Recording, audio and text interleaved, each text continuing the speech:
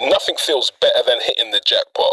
Trust me, rewards are sweet. While the rewards are sweet, the pursuit is where we build relationships, learn from failures, and celebrate small victories along the way. Pleasure isn't in the fulfillment, but in the pursuit. By nature, we humans are not easily contented with our circumstances. By some perverse force within us, the moment we possess something or get what we want, our minds begin to drift towards something new and different, to imagine we can have better.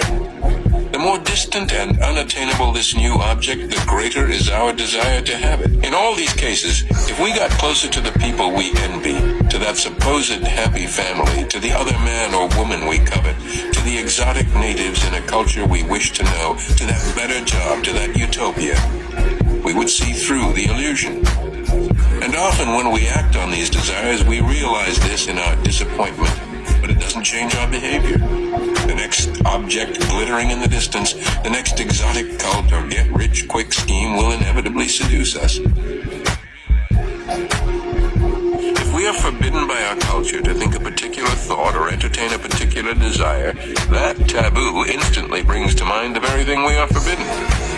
Every no sparks a corresponding yes. Reality can be quite harsh and is full of limits and problems. We all must die. Every day we get older and less strong. To become successful requires sacrifice and hard work. But in our imagination, we can voyage beyond these limits and entertain all kinds of possibilities. Our imagination is essentially limitless, and what we imagine has almost the force of what we actually experience. And so we become creatures who are continually prone to imagining something better than present circumstances and feeling some pleasure in the release from reality that our imagination brings us. Pleasure isn't in the fulfillment, but in the pursuit.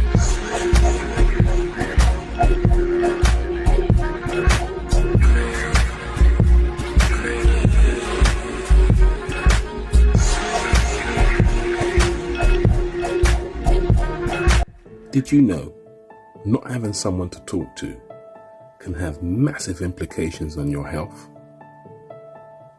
Not having someone you can trust to download, just to unpackage the stress that may build up due to stuff happening at work or stuff going on in your personal life.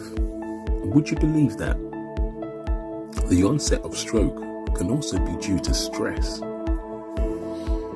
I never realized that. I never realized that potentially, just by not having an outlet, by not releasing the pressure that builds up just through everyday life, could result in having dramatic impacts on your health. Stress is a funny thing because we all manage and cope with stress in different ways. We all have our different coping mechanisms for dealing with stressful situations. But mate, don't take stress lightly. As we get on in years, stress can be a killer. And as we get older, the more important it becomes. Because the more you over problems in your mind, the more you keep things bottled up to yourself, suppress things, you don't deal with certain issues.